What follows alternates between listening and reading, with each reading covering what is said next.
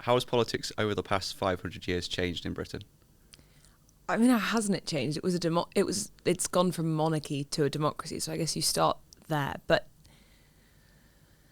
it's such a broad question. I think for a start, you can look at democracy, and the development of, have people having the vote is like a really easy way to start with politics changing.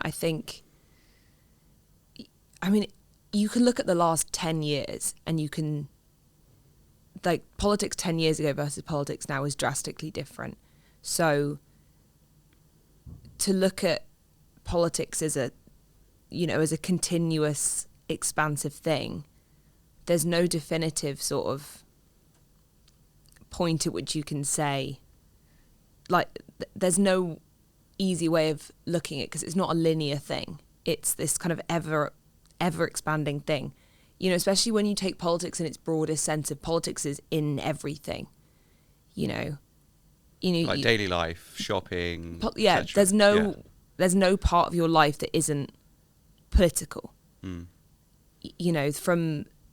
the price of your food in your supermarket to how long it takes you to get somewhere on a motorway. Everything is political. And I guess in that sense politics has gotten bigger because the world is becoming more interconnected. If 500 years ago your conceptions of politics were probably a lot smaller, you didn't have globalization and to any even close to the extent that we do now. So, your politics was much more localized. Even when we were living in, a monarchy and there wasn't a chance to vote, there wasn't, elections in the same way that there are now, politics was still existing on a local factor. In a village or in a town, you would have, the politics of, trading between, towns. That's political. So in the sense that politics has gotten a lot bigger, I think is one of the most fundamental ways it's changed. But yeah, it's ever changing. Politics a week ago was different to politics today. It's an ever changing, ever developing. There's always a new development. There's always a new character or a new concern. I think particularly in the tumultuous time that we're in now, it changes every hour.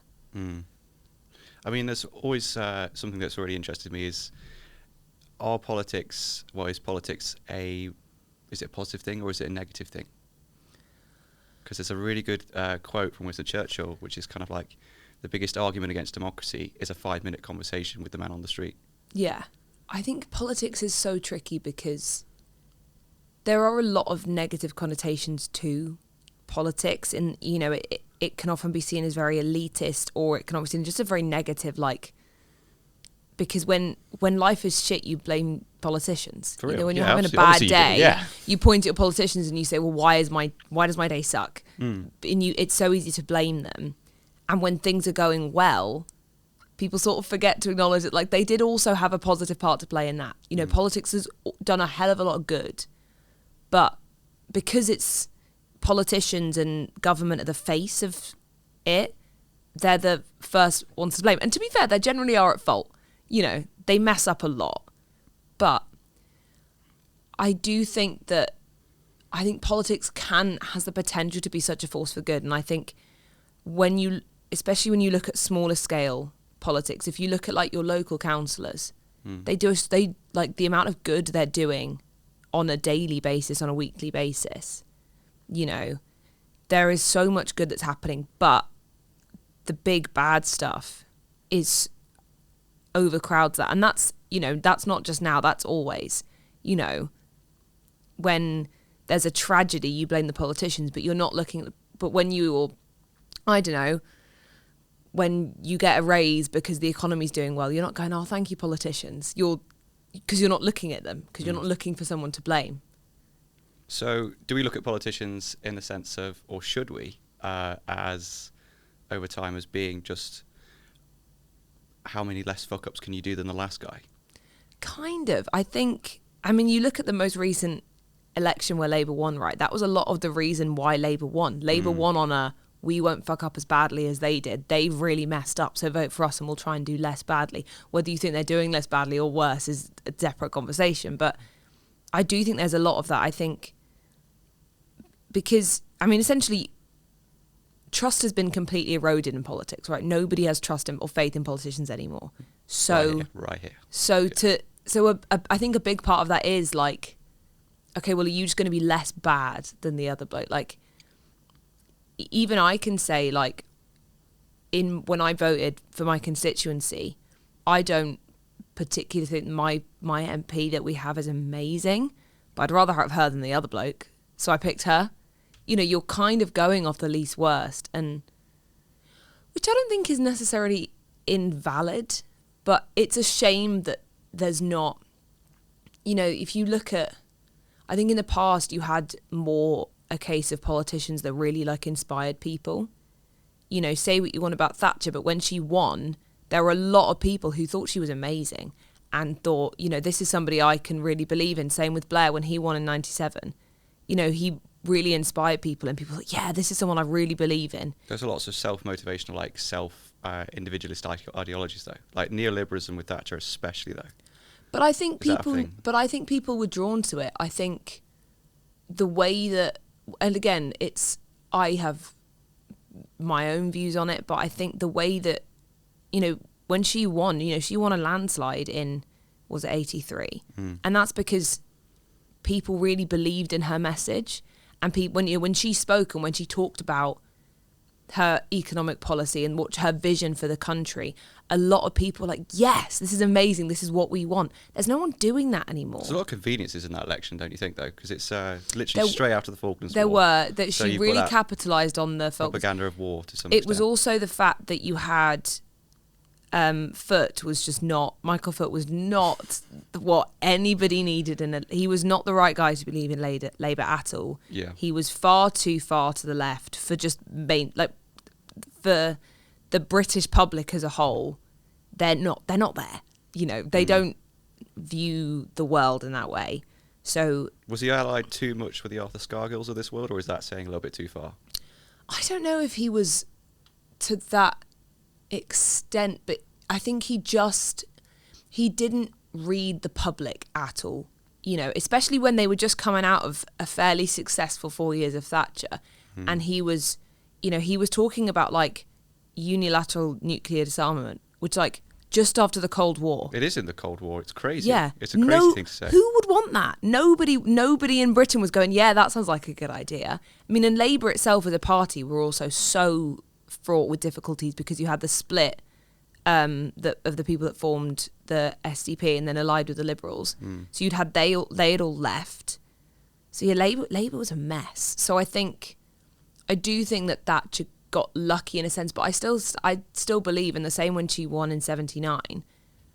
People believed in what she had to say. And yeah, and I say same thing with Blair. You know, Blair's landslide, because actually Major hadn't had a bad 5 years. It wasn't like, yeah, the Tories were a bit divided, but all in all, he hadn't had it hadn't been a terrible term. If you compare it to, other worse ones, hadn't been that bad.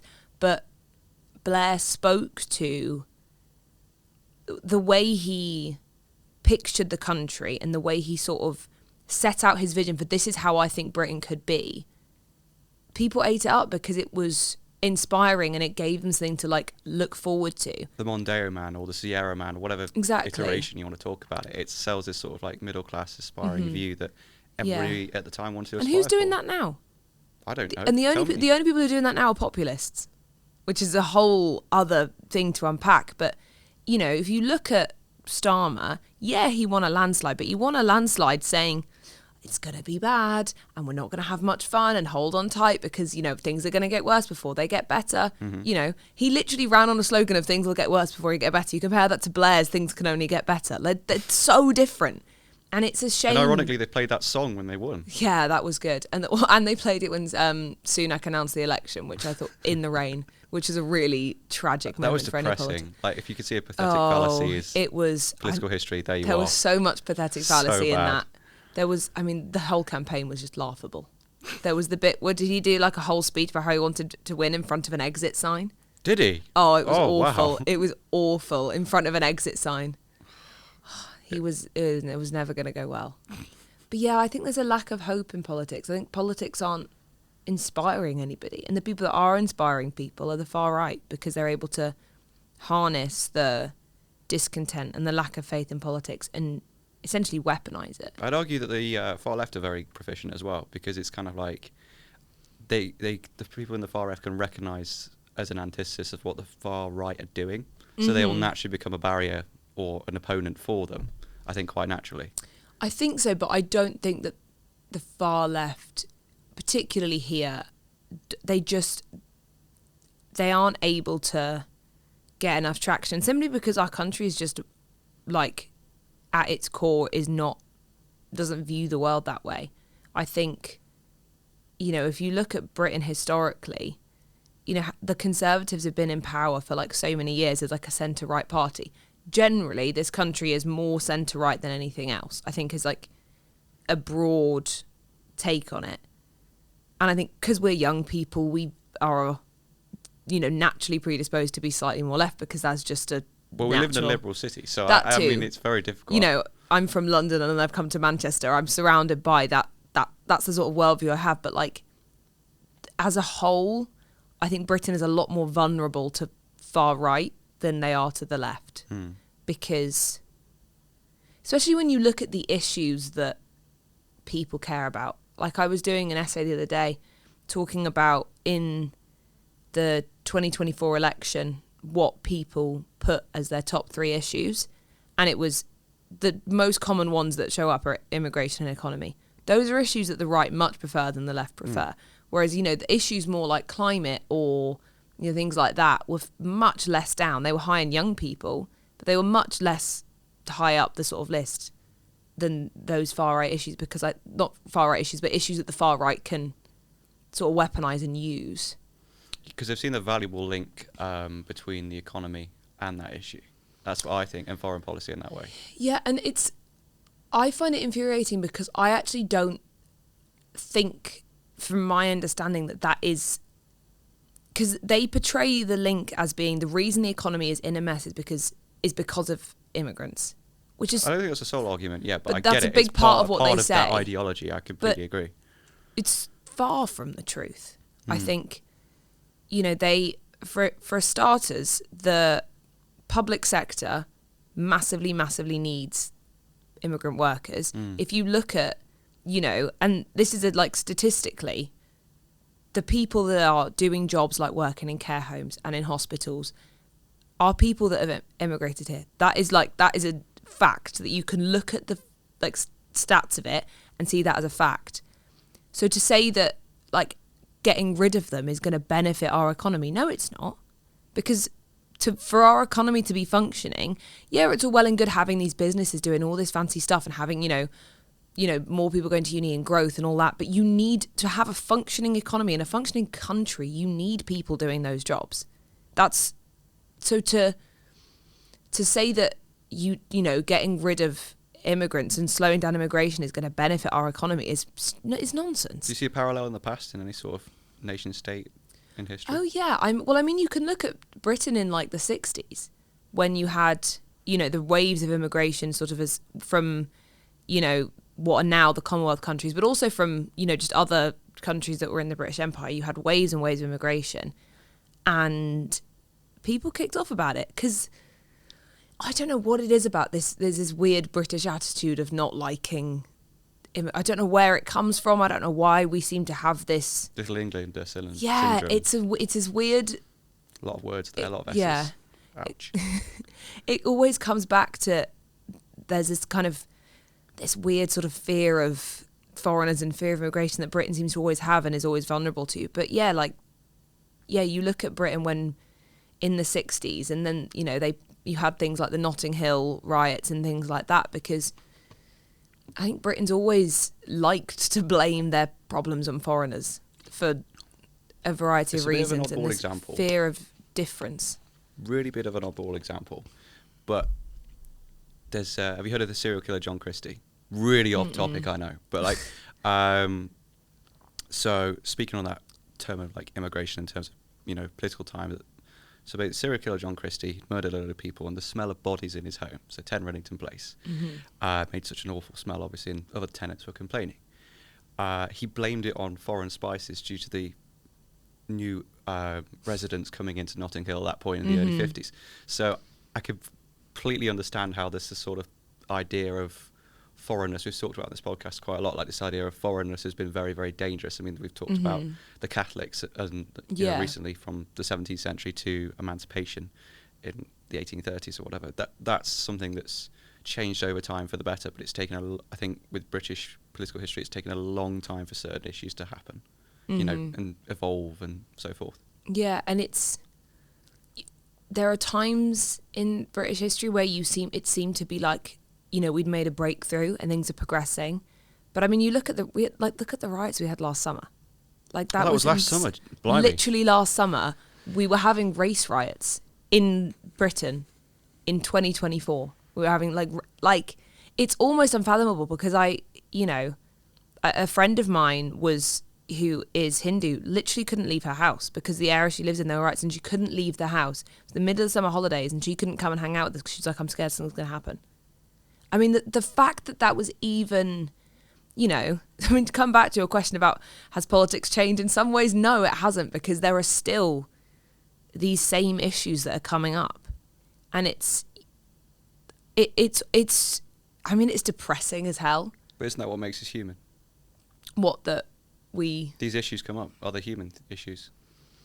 I think they're the worst side of human, but I suppose, yeah. But I think they're a pretty shocking sort of almost damning view of humans if we are that quick to like hate something that's different or to be so sort of close-minded, I suppose.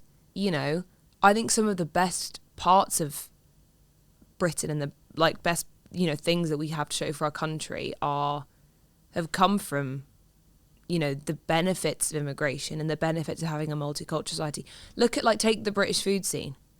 You know, London is one of the like best cities in the world for, you know, the array of like restaurants we have. Do you think we would have that without immigration? No, of course we wouldn't. Look at, you know, people in this country go mad for football. Look at our Premier League. It's one of the most diverse sporting arenas of the entire world. Yeah. You know, so to, you know, sit here and say, oh, immigrants are the root of all the problems in this country and it's like, it's stupid, quite frankly. Why do you think that argument's always persisted for a long time?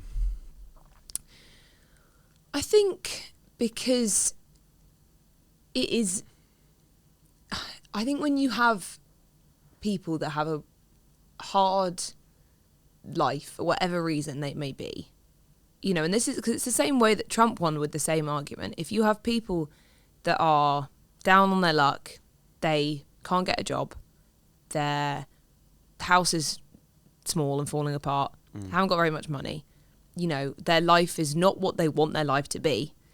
And particularly when they're people that are in quite a isolated area, you know, in the you know, small town, very white, and then some loud, noisy politician, whether it be Farage, whether it be somebody from the past like Enoch Powell, whether it be Trump now, you know, somebody comes along and they say, hey, you know, the reason that your life sucks, that's not your fault. It's the fault of these immigrants that you don't see because you live in this little white town. It's the fault of these people, and I'm going to come along and I'm going to fix it for you. And so they win because they weaponize immigration as an issue. They weaponize people's vulnerability and people's, quite frankly, ignorance. And they are able to, and it's such an easy issue to pick because in America, in this country, you do have a lot, you know, it's hard for us to imagine it being in Manchester, but there are so many parts of this country and of America that are just little white villages. You know, there aren't any foreigners there. So there are no immigrants there. So it's an easy issue to pick up on because, and like I say, because we have this history of the empire and of immigration and of, you know, the really old sort of social Darwinist ideas that were so prevalent in Britain a long time ago of, you know, white superiority, because those ideas have existed for such a long time. There's a kind of subconsciousness, I think, in Britain of those ideas. So it's such an easy issue for politicians and populists to pick up on and weaponize. You know, they might. I don't even know if some of these politicians even really believe it.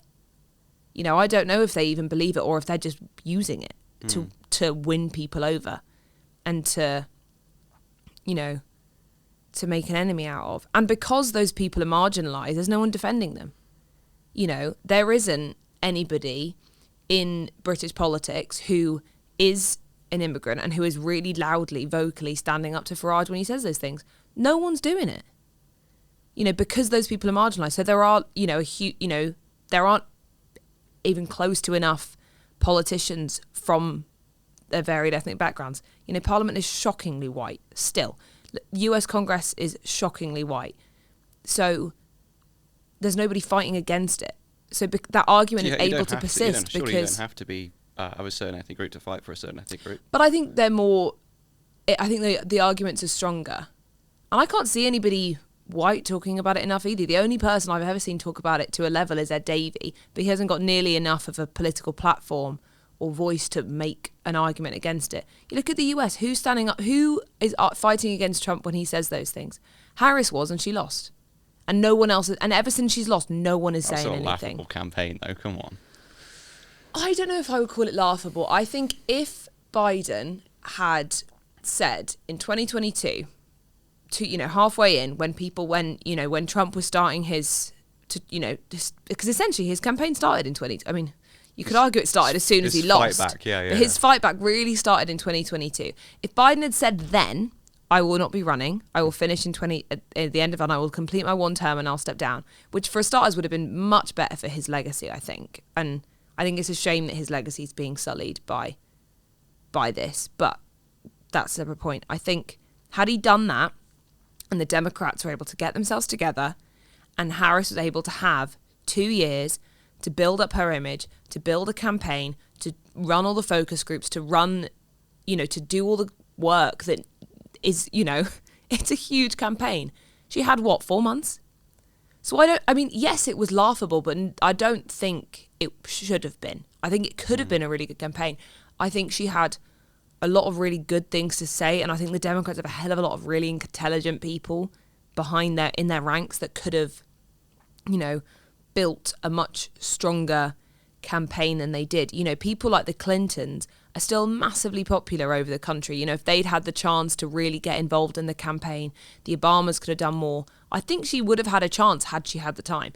I think Biden clung on for far too long, and the Democrats clung on far too long, thinking, we can't change candidate.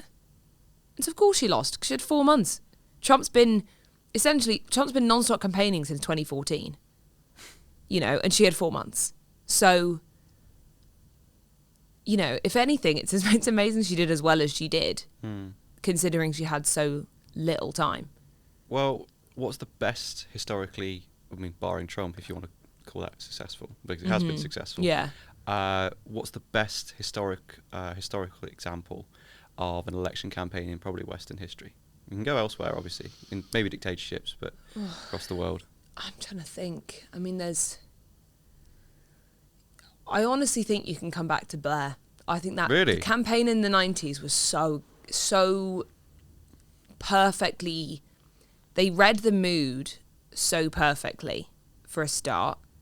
And I think Labour was so together. They'd been out of power for 13 years?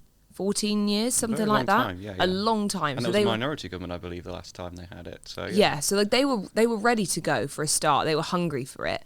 But I think they were so on message. They also had, you had, Blair was still, he still had that bit of elitist, the private school, all of that. But then you had, people like Prescott who really could sort of speak to, they had enough faces and voices that could speak to enough demographics.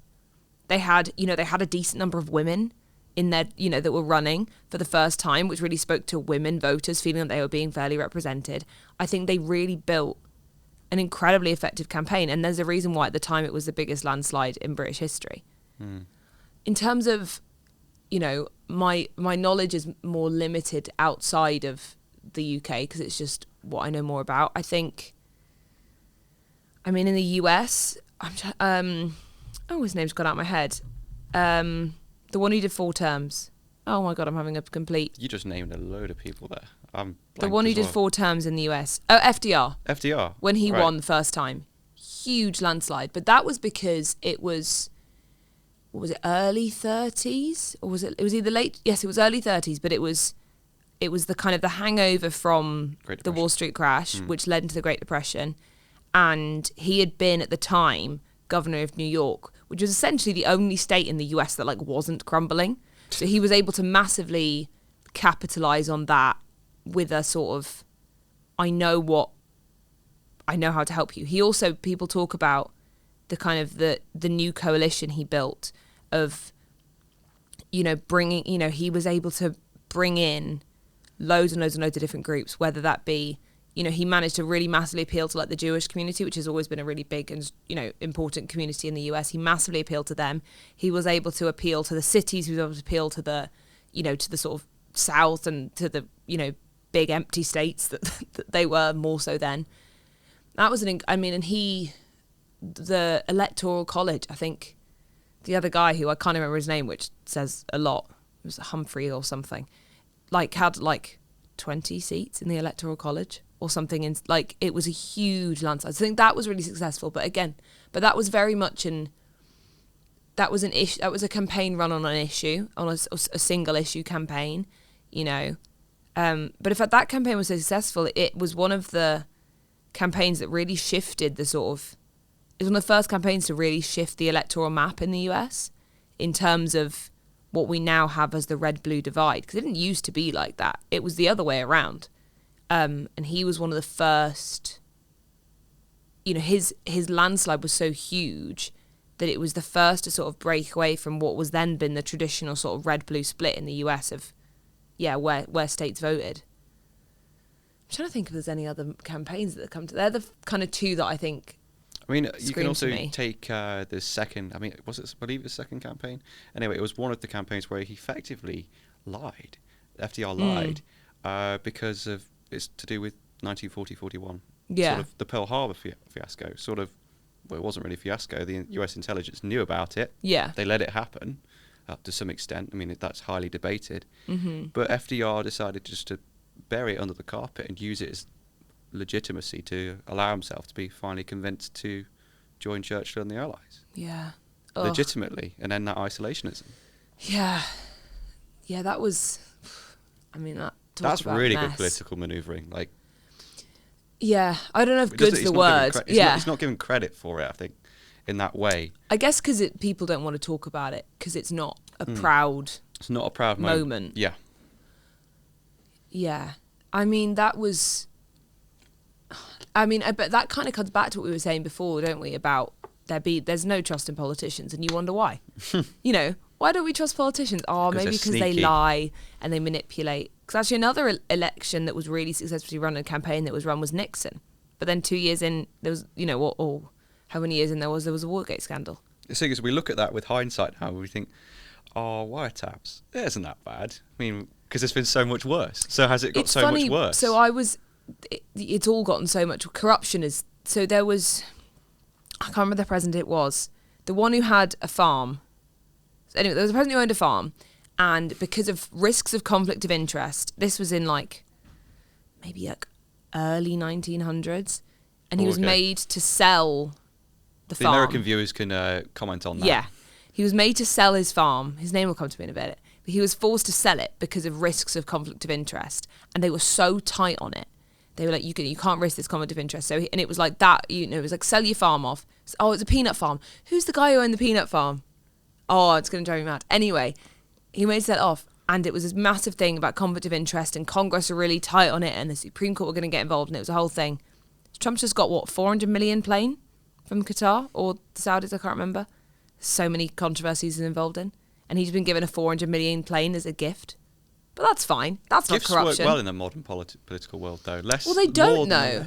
Because look at the amount of scandal there was about Starmer being gifted Arsenal tickets. I mean, there's more public scrutiny, I'd argue. But, I mean, in terms of how they work, in terms of geopolitics, it is the easiness of a bribe means a hell of a lot more, I think, now. Maybe because of the technology, maybe because of how there's so many people to please. Because there was less so with nation states being a lot larger in the past. Yeah. And the amount of, we pay tribute to each other, that's what we do. It's more of a caveat now, I think. But actually, is that not, if you look back, take like the Tudor periods when people would like, you know, essentially sell off a woman to create a marriage as like a gift to, you know, there was like when Bloody Mary was married to the King of Spain. Is that not is that not the same sort of thing when they would try and essentially sell off a daughter to create this, you know, alliance? Is that not the same thing now? And they barely saw each other as well. Well, exactly. Is that not a different version of the same thing? You know, we've instead of, you know, gifting a marriage, we're gifting a plane. Maybe. So is there a less, you know, you could argue that the dowry thing is the human slavery of its time, along with lots of different types of unfree possibilities for people. But do you think it's just changed from being, okay, we're just going to transfer human value to more technological or, you know, any sort of modern attractive value? So, you know, mobile phone or whatever, you know, if you gifted that somebody in 1970, you give it to the Shah of Iran in 1979, you're like, okay, cool. Yeah, that's really interesting. You've got your alliance. Yeah, exactly. Yeah, I think gifts are really important, but I mean, politics is so corrupt. I think the US it's obvious there because it's Trump and every news station in the world is talking about Trump 24/7. So we see it, but it's not just, it's happening everywhere. You know, there's, you know, which is why the whole thing about Labour ministers and the gifts, I don't think the British public are very, you know, traditionally the British public are not comfortable with that idea, in, you know, whereas the American public seem to care a lot less. You know, the British public, it's not, I don't think it's as common here, which is why, you know, the Arsenal thing, like really, you know, if Starmer's getting gifts, people really kicked off about it. Or even like Angela got gifted a coat and people were fuming about getting gifted a coat.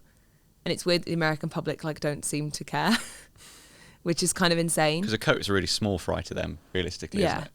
Like, but then I guess that's also the lobbying issue is a lot stricter. They're a lot stricter on lobbying and lobbying laws, whereas in America, there's just it's a free for all that's completely money driven. In America. Do you think there's a lot of that in legislation? I mean, for instance, I've had conversations about, you know, gun restriction here, also with, you know, video restriction. I mean, there's that whole thing with going back to Thatcher again, of like the video nasties craze. You know, that's sort of like the reason why we still have the BBFC, so the British Board of Film Classification, is because we've got state regulation, effectively, of DVDs or whatever. So what's acceptable and what's not for a certain category. And even the 18 category is highly restricted because they are so much worse than you can produce.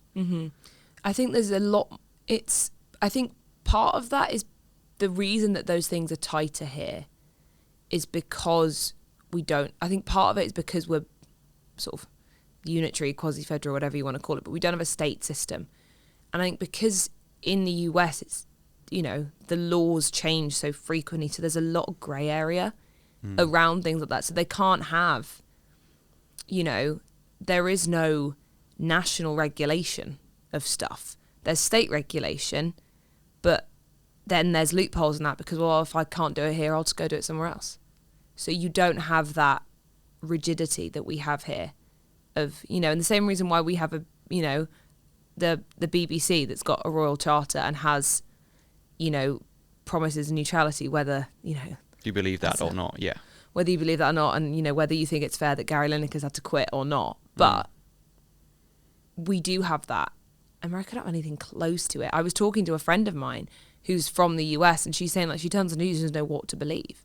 You know, she listens to, like, you know, she's you know, listens to 3 different news channels, or she'll listen to a couple of different news podcasts, and they're all saying a completely different thing, and she has no idea what's going on.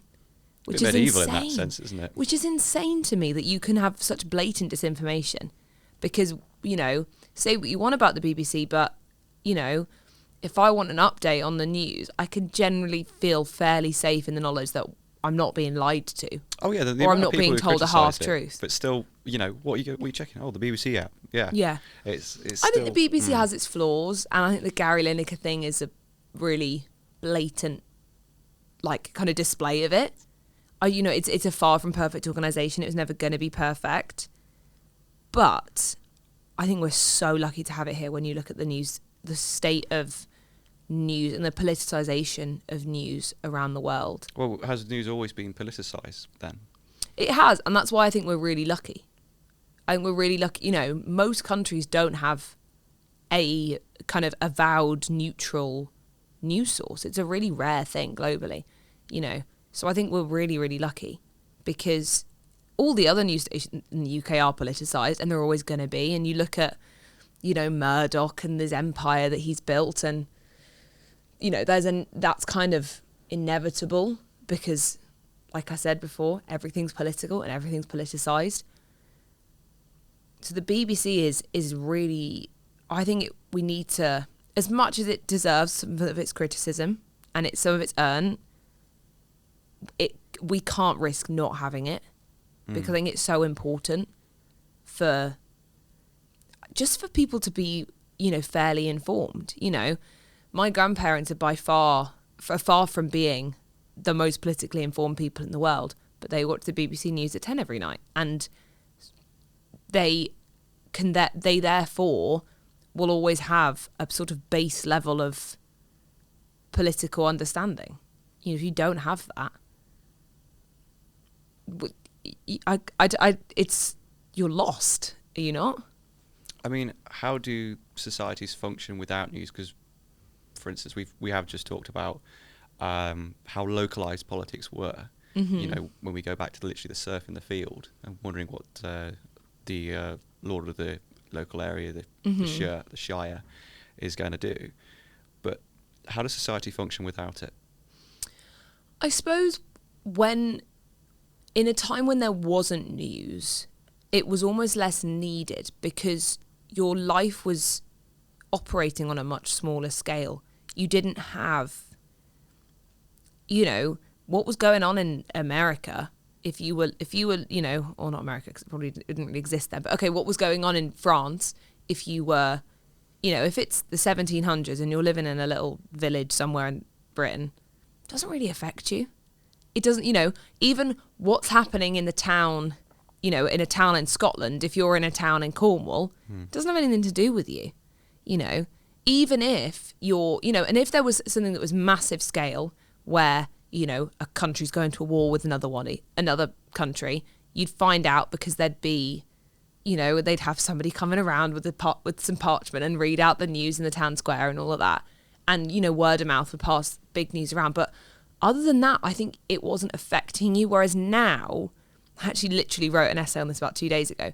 The scope of globalization is so huge that everything affects us in a much more obvious way. So I think we need that news more, because we have a right to know.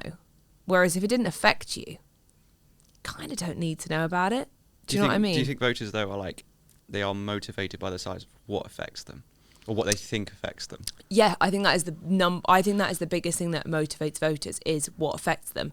But the problem is, well, I don't know if it's a problem as such, but their perception of what affects them is not actually the big, like, kind of, it's not the big issues, it's the small things. Because, you know, I am a political nerd, so I am hyper aware of the big global issues and the big political issues and the, you know, the nitty gritty of what's going on and the who's who. But most people, the things they care about are very, you know, it's the traffic's really bad recently, or I can't get an appointment with my GP, or have you seen the price of eggs, or, you know, my rent's gone up. That's what people care about. You know, the number one thing that MPs, if you write into an MP's writing to your local MP, the number one thing that MPs get asked about is potholes. It's the number one thing. If like every email or letter they get or people complaining to them is potholes, because it's a little thing. And for me, as somebody who's very invested in politics, I was like, oh God, who gives a crap? It's a pothole. Look at climate change, look at the eroding of democracy in some places. But if you're somebody who politics is a bit more distant and you kind of vaguely pay attention, yeah, you might vote, but you're not really invested in it. And if your MPs failed to fix the potholes for the last 4 years, you're not going to vote for them anymore because they haven't fixed potholes, and that's what you care about. So they don't, the big global issues that do affect them massively, because it's not immediate and it's not in their face, they're not dealing with it, which is why the sort of deal that Starmer's literally made with the EU, I think it was on Monday that this deal got finalised.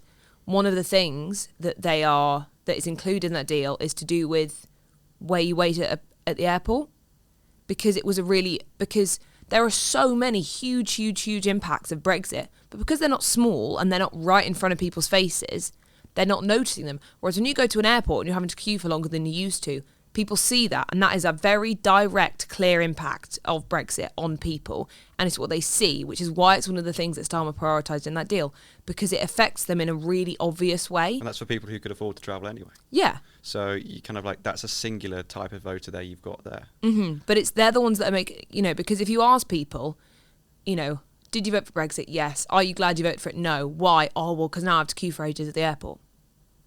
That's kind of what people see. Sounds petty when you say it like that. It sounds petty, but if you're quite detached from politics, which most people are, most people don't pay attention to it in any sort of granular level. So that's kind of what really matters to them. It's like potholes. It's something that, drives you nuts, because every day you're having to drive around this pothole, or every time you fly, you're having to queue for longer, Whereas the fact that our food standards are going to be worse, or that we haven't got any, defence, any close to the defence and protection that we used to have, they're not seeing that every time they travel. So it's not there. And I think so if you're a politician, it's really difficult, because politicians are aware of what the big issues are, but they're also aware that to deal with those big issues, you have to be in office. And to stay in office, you have to also be fixing the little things that drive people nuts, because otherwise they're just going to get sick of you. So I think it's and I don't envy them at all, because I think that's a really, really, really hard balance to strike, of how do we deal with the little things enough that they vote for us still, but also deal with the big things that they're not seeing. It's a really hard balance. What makes a bad term in office? Crashing the economy, trust, that's pretty bad. But on a less obvious scale, I think on a really basic level, if things are actively, visibly worse than they were when you started, which sounds obvious, but, a lot of politics, it kind of stays the same. Take, let's say, Cameron's first term. Okay. So it wasn't, obviously, after his first term, Brexit happened, that's separate. But his first term, those first 5 years with the coalition, it wasn't amazing, but it wasn't awful. Things, we had, it was a tough time because of austerity, but they were, they came into government knowing they'd have to deal with it because of the crash in 2008. And it wasn't bad. Or like Major, 92 to 97, what I was saying before, wasn't bad. It wasn't great. He didn't, it wasn't revolutionary. There weren't huge legislation coming in. Massive things weren't changing. But it didn't, nothing actively got worse. I think you can also say that a lot about Biden, actually. He wasn't the most we probably won't remember him very much in 100 years' time, because he didn't change the country massively. He wasn't revolutionary, but he wasn't bad. He didn't do anything massively wrong. At least, I'm sure some people would disagree, but on a broad scale. I think a bad term in office, I think, it's doing things that actively make things worse. I think it's also, I think a bad term in office is where if you, I mean, it's a polling thing as well, isn't it? If you're, you look at how the, Sunak fared, look at how the Tories did in the polls on that term in office. I think if anything, it's harder to define a good term in office than it is to define a bad one. Okay, what's a bad one? Well, because like I said, a bad one is making things actively worse. But a good one, because how do you say that they made it better? Like you could say... I also think it depends where you're coming from, isn't it? Because Johnson, when he won in 2019, won on the back of I will get Brexit done. And he did, whether you agree with how he did or not. He did. He achieved a Brexit deal within a couple months. He won on like the 12th of December and we were out by the end of January. Yeah. So in that sense, you could say, well, yeah, he completed what was on his manifesto. So could you could say that's a good term in office. I mean, obviously it's hard to judge Johnson. I don't like the guy, so I don't want to say that he deserves it to be fair, but he did have COVID. And so I don't, it's impossible to say what would he have done otherwise. There was also like the war in Ukraine. So it's impossible to say what would he have done otherwise because we don't know. I don't know where his term would have taken him. But yeah, you could say he had a good term because he did. There was one really big thing on his manifesto and he did it. I don't like saying that because I don't like what he did or what he stood for, but... We never realistically like everybody 100% in that it's a figure in the past because we're never going to 100% agree because we're not them. Even they would disagree with what they've done in the past. Yeah. I mean, I have very strong views on Johnson, I think. I think he has done a lot of damage to British politics as a institution. And I don't know if we'll ever get it back to what it was before he came into it. But, yeah, he did what he said he was going to do. He had same with Thatcher. Whether you agree with her or not, she came in with a manifesto of what she's going to do and she did it. Blair too. Whether you agree with what Blair did, he had a manifesto of the changes he was going to make and he did them.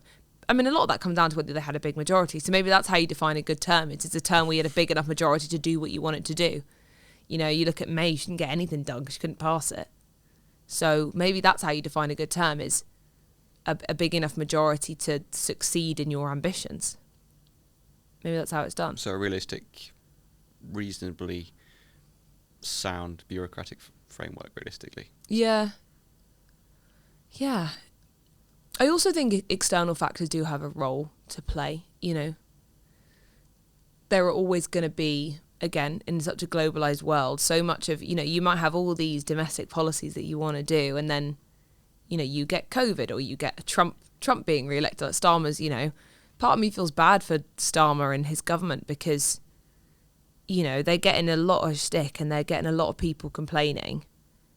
But, I guarantee you they weren't hoping Trump would win. They weren't banking on that. So they've now got to amend both the way that they're spending their time. How much time has Starmer spent doing international stuff that he probably wouldn't have been doing. He feels like he's barely in the country, because he has to do the foreign policy stuff. We had, they raised, like the tax on private schools and everybody thought, that money can go into the NHS, for example, but it's not. It's had to go into defence because we need to spend more on defence because everybody's terrified that Trump's going to start a war. So I think, it's tricky because whatever government you are, you come in with all these plans of, I'm going to achieve all these things, and then you get hit with a curveball, and the public are going to judge you and say, well, you never did what you said you were going to do. And it's like, well, they tried. They didn't deliberately not do them, but, stuff gets in the way. Do you think there is a danger of comparing politicians of the present, and even when they become politicians of the past, to politicians of the past? So an example I give you is just like, if you want to compare, really oddball example, if you want to compare, Blair, Brown and Mandelson to the great triumvirate of, the first triumvirate of Caesar, Crassus and Pompey. really, I think, really big yeah. jump, I know. But like, if you were to do that, I mean, I think it's inevitable to make those comparisons, especially when, you know, someone like you or I who've studied history and have studied politics and have an interest in both. I think it's inevitable.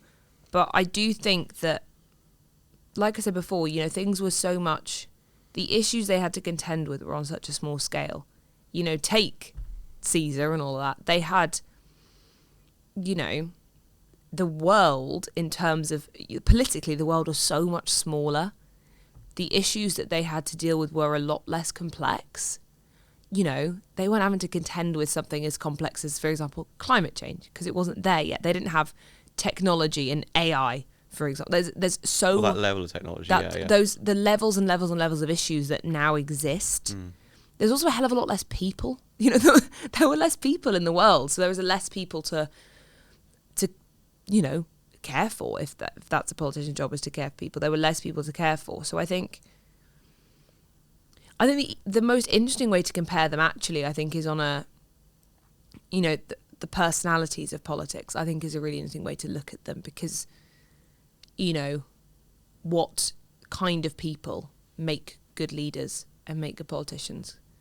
I think that's probably the most both fair and interesting way to compare them, is to look at the sort of human side of politics, because, you know, what is the mould of a good politician? What makes a strong leader? What, you know, a leader with longevity?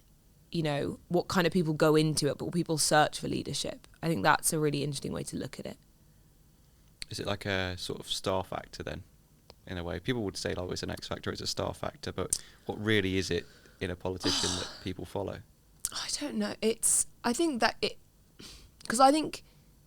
I think a good politician needs an element of a star factor, because at the end of the day, you need to win people over, and B, you spend so much of your life talking to people and trying to make agreements with people. So, you know, to be charismatic and well-spoken and confident, I think are really obvious. You know, you can't be a politician without it. If you're kind of really quiet and somebody who like skulks in the corner in the back of the room, then politics ain't for you. Maybe you could be an aide, but being a politician in that sense, in a public figure, it's not going to be for you.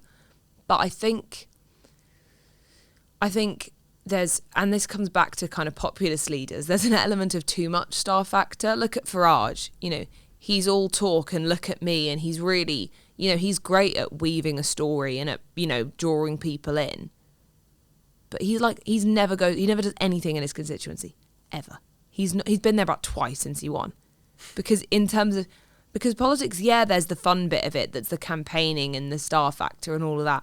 But a lot of it is like sitting in an office sifting through papers and, you know, answering emails and planning is a huge amount of the job. And I think something I would say about Starmer is he's almost too much of that, you know, the bureaucratic and the organised and the stable, which is important. And I do think that after someone like Corbyn, and then also coming in after the Tories, I think that's probably a good thing. But I think overall, you want a politician that's got a better balance. I think Obama's a really good example, actually, of what makes a good politician. I mean, I'm a massive fan of Obama. I think if anybody could have run more than 2 terms, I would have liked it to be him. But, you know, 'cause I think he had a lot, just because I agree with a lot of his moral and his policy. But I also think, you know, he was an incredible speech maker. I mean, that's why he won. He borrowed off Cicero quite a lot, actually. Oh, really? Yeah. Because he was essentially, because he was not, I think he only became a senator in like, not that, you know, he was only, I think, did like 1 or 2 terms, maybe 1 term in the Senate before he ran for the presidency, which is like not long at all when you look at somebody like Biden, who'd been in there for about 50 years or whatever it was.